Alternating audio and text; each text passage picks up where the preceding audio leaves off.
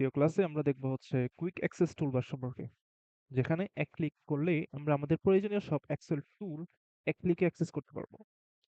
এখন এখানে টুলবারের নিচে যে অংশটা আমি মাউসের কার্সর রাখছি সেটাকে বলা হয় হচ্ছে কুইক অ্যাক্সেস টুলবার।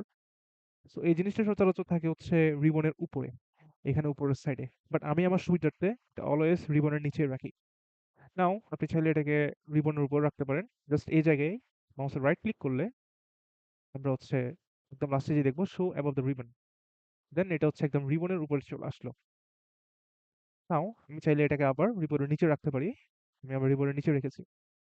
দেন এটার ফর একটা এক্সাম্পল দিই আমি, কারণ আমি আমার নাম লিখলাম SAJID সাজিদুল।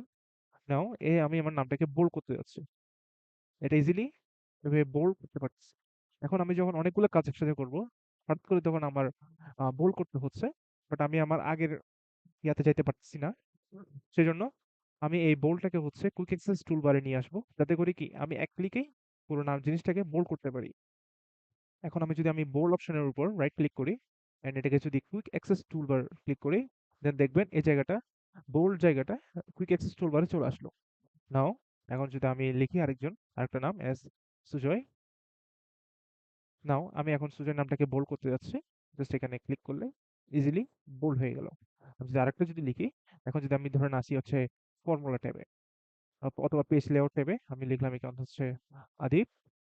আমি যদি ফর্মুলা ট্যাবে থাকা সত্ত্বেও এই বোল্ড এই কুইক অ্যাক্সেস টুলবারটা কিন্তু সরে নাই, এটা কিন্তু আগের জায়গায় রয়ে গেছে। সো আমি কিন্তু আদিপ জায়গাটা ইজিলি বোল্ড করতে পারতেছি। So that's for today, thank you.